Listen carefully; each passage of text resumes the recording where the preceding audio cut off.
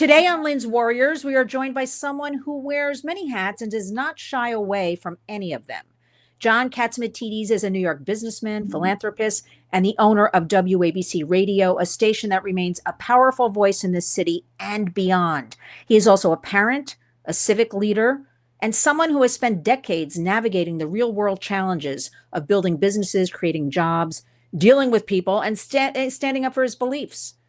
You know, even in one of the toughest political environments in the country, I'm saying that, John, right now, John understands what it means to raise a family, run enterprises under pressure, and live in New York while refusing to be pushed out or silenced. He has seen how politics, policy, and culture collide and how those collisions affect everyday families. That's what we want to talk about, everyday families.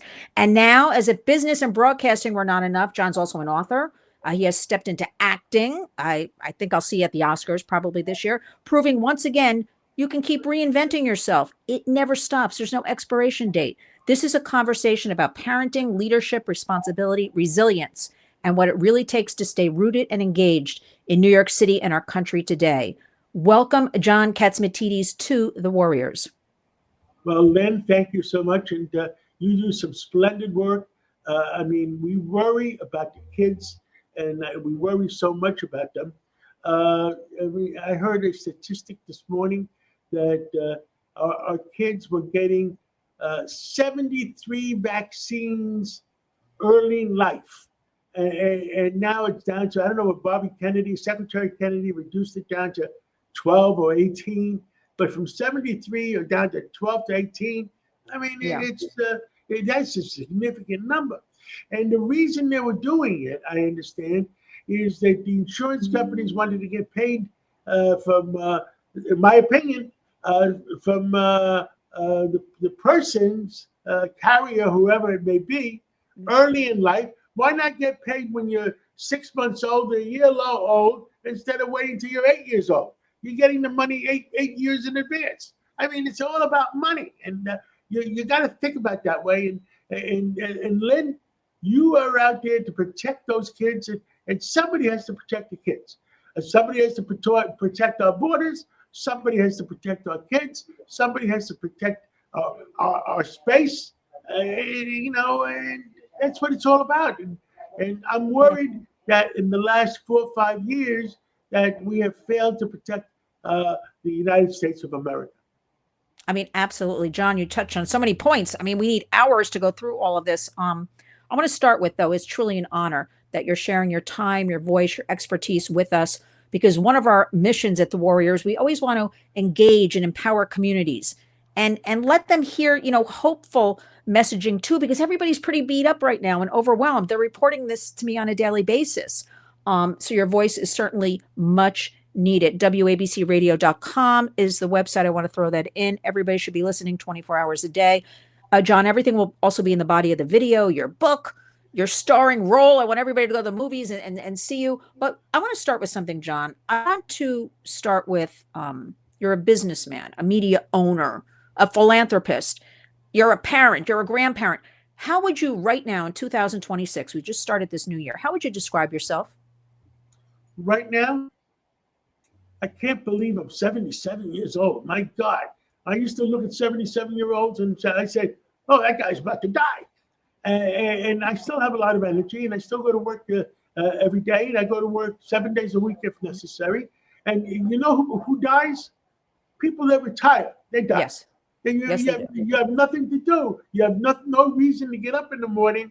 I admired Hank Greenberg from the old AIG company. And I used to go to his office, and I brought down the average age. I remember the last lunch I had with him. He was 98 years old. He still went to the office 3-4 times a week.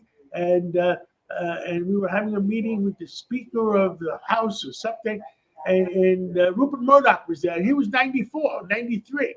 So people that work hard and keep working, there's a reason to exist. They live longer. Well, we know that, John. We even have studies that show that, but we also, as we were getting older, we have to keep engaging our brains, which I know you are doing 7 days a week. We have to, we can't just do the AARP and do a crossword puzzle every once in a while. We have to engage with people. We have to critically analyze things, come up with solutions. I think, in my opinion, that's what keeps, I know there's studies, not in my opinion, that keep people young, being out there. And that is why, John, go back to that COVID period where everybody took, and we're paying the price right now. Don't think any of that. We don't talk about it a lot. That isolation period, that not being in the community, not having, the personal touch. Our kids are paying dearly. Our kids are suffering big time. Yes. Because when I went to public school, 90% of the teachers were 95 were in the schoolroom teaching kids. Now, I can't get a number. If you're investigating the Board of Education, I can't get a number. How many teachers are in administrative jobs versus teaching the kids every day? It's just, our kids, ever since COVID, have gone down even worse. They went down in their SAT scores, in reading and in arithmetic. I can't believe, by the way, there's no such thing as writing in script anymore, I don't think. I mean, unless you know something about it, Lynn.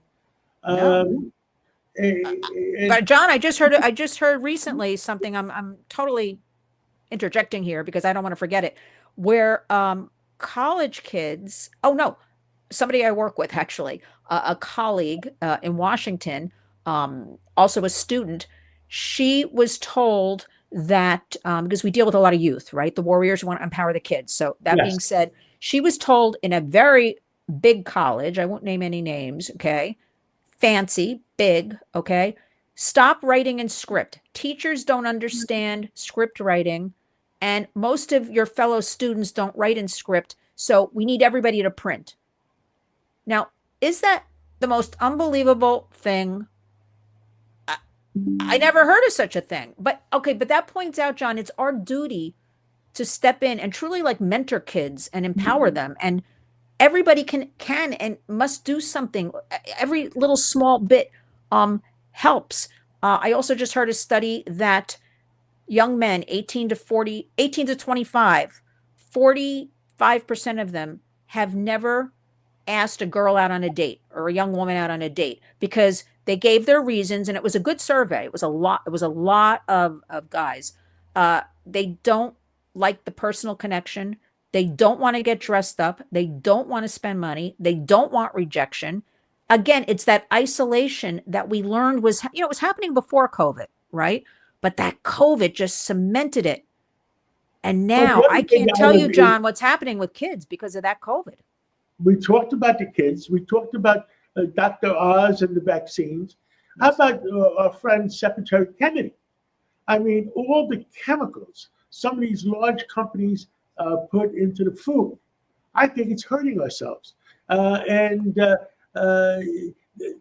of the large companies, all they care about is how long will it last on the shelf and how good does it taste. If you die from it because of the chemicals, you're collateral damage. That's what they say, John, exactly about kids with the internet, since there's no regulation right now and they're running amok. They hide behind this Section 230 Communications Decency Act, which 1996, it's never been amended. It's never been anything. We're working on this right now in Washington.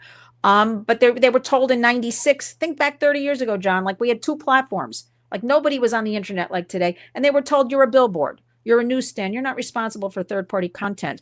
Now, fast forward, everything's changed in 30 years. It no longer holds. We live in a whole new country, a whole new world. We have to, John, start thinking, I don't even like to say this out of the box thing, but we have to think of these things in a new way because everything we thought worked or we implemented, it doesn't work anymore. I am very adamant about that.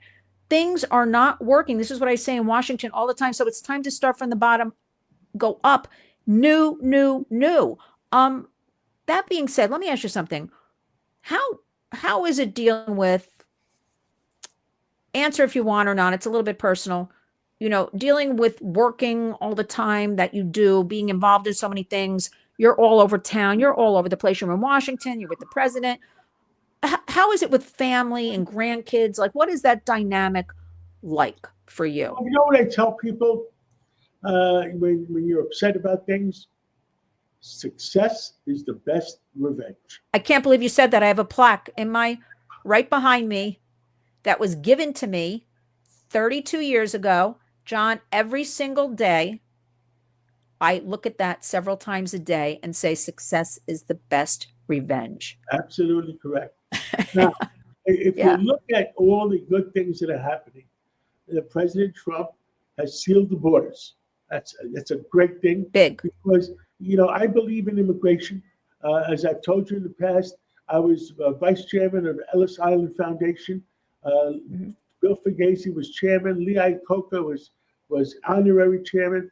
And immigration, I believe in. I was an immigrant. My parents were immigrants, but I don't believe in invasion. President Trump said it the other night. Venezuela emptied out their jails, and they sent all those criminals to us. They emptied out their hospitals, and they said to them, go to New York, go to the United States. They'll treat you. And some of those kids sat next to some of our kids in schools because they were never tested. In Ellis Island, when Ellis Island existed, they worried about people coming in that were sick and they were going to make Right. American citizens sick. Well, during that Biden administration, nobody checked anybody. I mean, it was just horrible. We just took down Venezuela because we took down a drug dealer that was killing every one of those boats that was coming from Venezuela to the United States. Could have killed 10,000, 20,000 Americans. And who was objecting? I want to know the people standing online to object. Don't sink that boat. What? Why are they pro-criminal and not pro-American citizen? Well, I okay. mean, John, my opinion, I have a bald spot is because I keep scratching myself. I can't believe this stuff is going on. Now, listen, my opinion is we have a lot of paid agitators out there. That is the fact. If anybody wants to really dig deep and look into things, okay, you can get paid, you can get a boxed lunch, put your mask on and go out there with a sign. It's happening, John. That's the reality of things.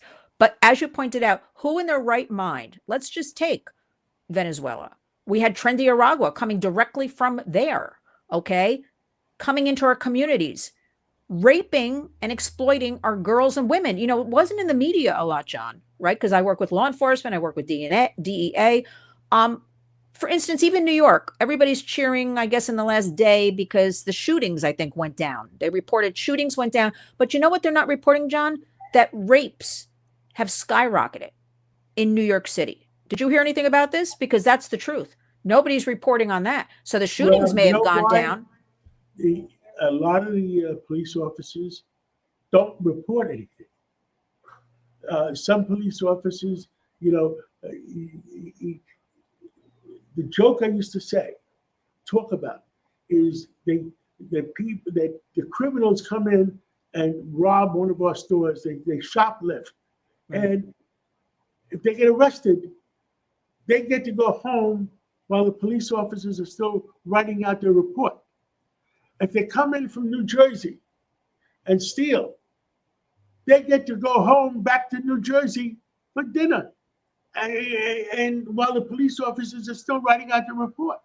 Right. Something is wrong in our country. And when I was growing up, and I'm much older than you, I was growing up. Not that much, John. Not that much. They had Superman comics. It was called Bizarro World. Yes, Bizarro World. I think we hit Bizarro World. And because I do believe in Superman, and we end every show at 6 o'clock every day.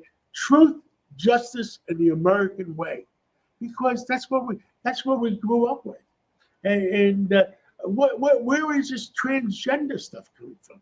I don't understand. And California wants to do transgender operations and not tell the parents. So if you have a 14-year-old daughter or son, and they want to get something chopped off, how can you not tell the parents? I don't understand that.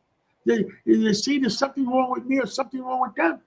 It just, But How long here's you the been on but here's the thing, John, is I travel the country and I talk to a lot of people and I do my focus groups and sometimes people don't know like what I do or I do a lot of things behind the scenes. They're like us.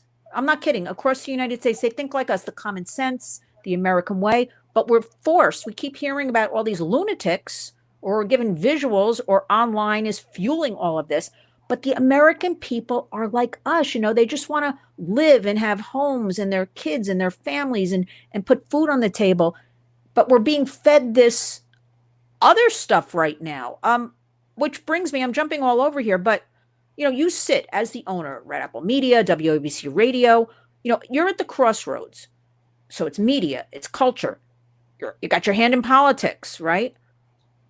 Well, What you do you learn think that you about? have What to do you have. think about? Who are you blaming? Like we know it's all horrible, so now we have to figure out how can we empower the public? What can we give them to help them? Because that's what I'm worried about. While everybody's tired and overwhelmed and trying to put the food on the table, all this predation and exploitation is happening on every front, whether it's education, whether it's entertainment, whether it's media. What do we do? Well, the new buzzword in town is affordability. Yeah. Now, to buy a new home, the average age 20 years ago, 25 years ago was 29 years old. The average person buying a first new home. Now it's 44 years old. What I know. happened? Well, the interest rates went up. The average house in 1950 or 60 was, what was it, $70,000 or something, or $7,000. With inflation, it should be about 150,000. Now the average home is 450,000. So something is wrong somewhere. And the other big thing is that price of gasoline. The price of gasoline went up during the Biden administration. It was $50 a gallon. I think we were paying like $2.50 a gallon or $50 a barrel, and it went up to $100 a barrel. At $100 a barrel, we made Russia rich again. Russia is producing, what was it, 10 million barrels a day. 10 million barrels a day at $100 a barrel is $1 billion a day in Russia. We made them so rich, they attacked the Ukraine. Iran, we had them limited to 300,000 barrels a day. And at $50 a barrel where it was, they hardly could feed their people. Biden allowed them to pull 3 million barrels a day, and the price went to $100 a barrel. They made more money than they ever saw before. And they had so much excess money, they gave it to the Houthis, the Hamas, the Hezbollah. They gave it to the terrorists. I mean, the American dollar paid for that terrorism. Yeah. The public they have to hear these like hard facts. They have to understand like the backstory to things to find out where we are today. I'm glad you're sharing that information. People pay taxes. It's supposed to be we the people. And it does seem we're in this environment. Yes, you and me, we're in media, we're entrenched more than the average, American. But they have to hear about this, John, because they really don't understand like this actually happens. People will say to me, children aren't trafficked like you're talking about. Now I can back everything I say with facts and studies and things like that. Okay, let me start with this question. So what do you think? You've seen politics from the inside out.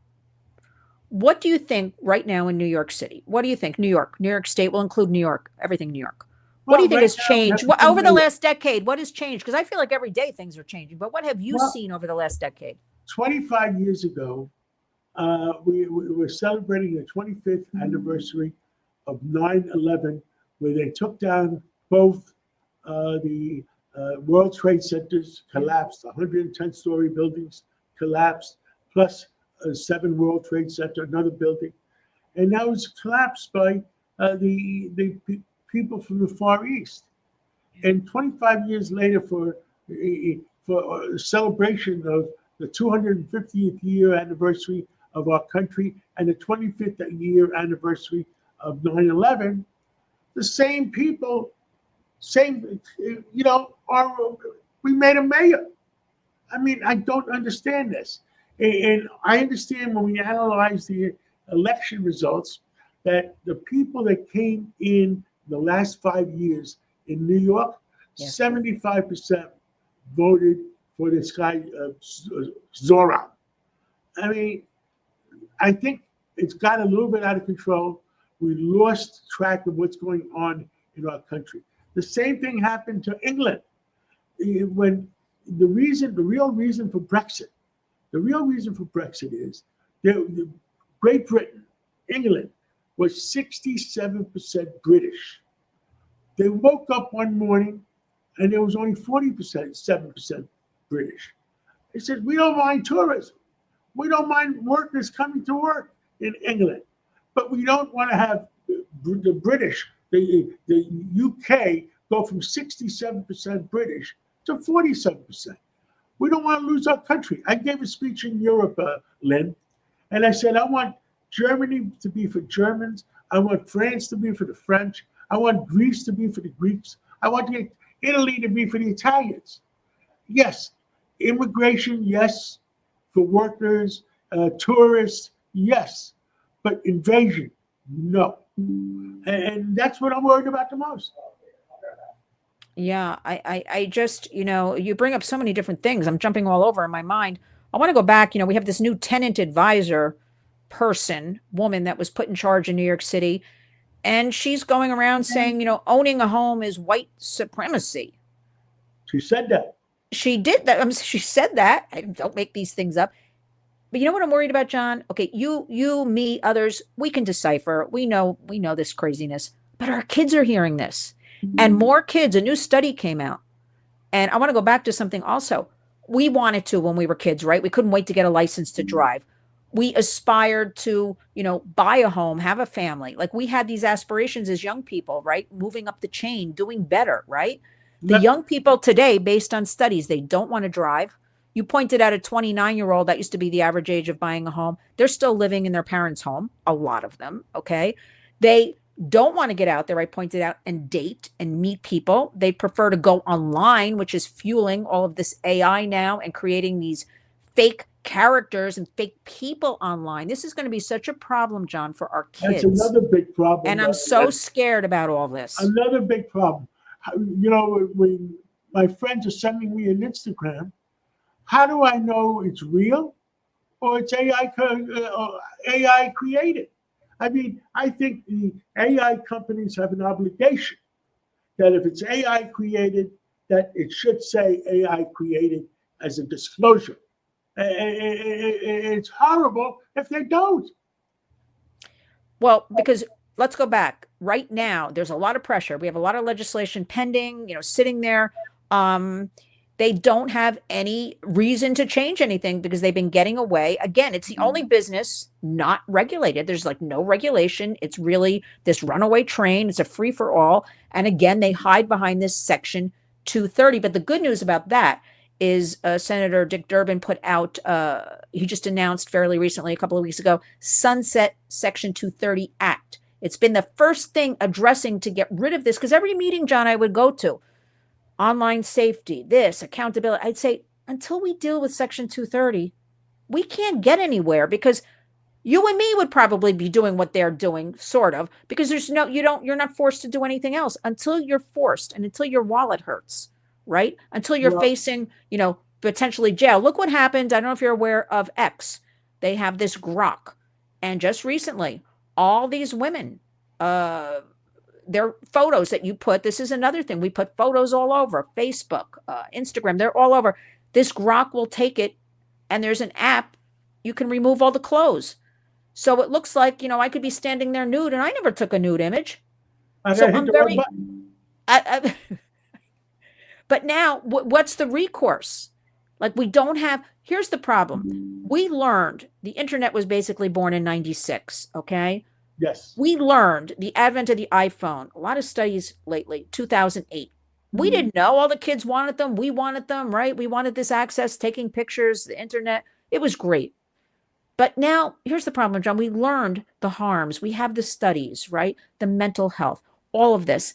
So now we're at AI. Have we not learned anything from our history to keep our people safe. And I have to tell you, other countries right now are doing better jobs at keeping children safe and putting guardrails and saying, age verification, and also saying you can't be on social media till, nobody under 16.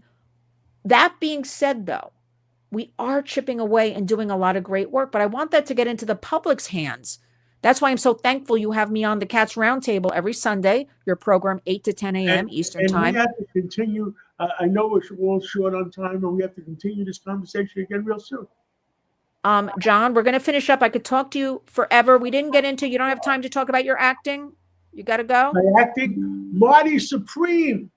I'm going to put it all in the body of the video. And I had a great time playing opposite Timothy Chalamet. Now, we did this take 20 times over. I didn't know who Timothy Chalamet was until I found out that day.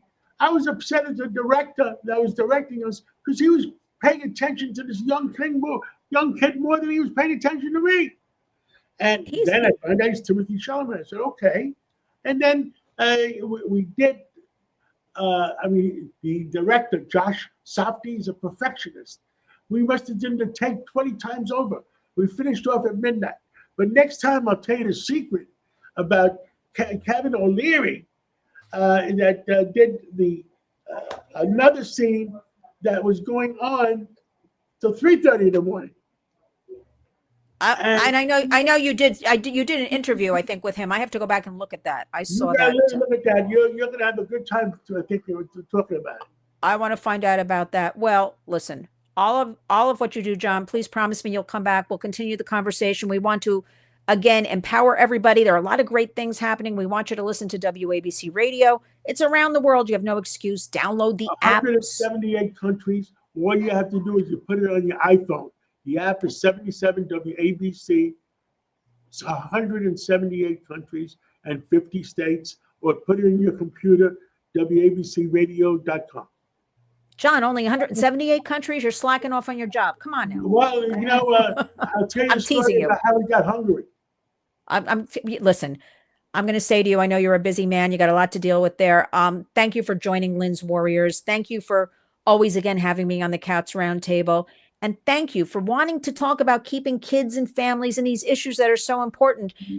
Really, John, God bless you. God bless your family. And God bless America. Thanks, John. We'll speak again soon. Sure. Thanks, John. Truth, justice, and the American way. Amen. Thank you.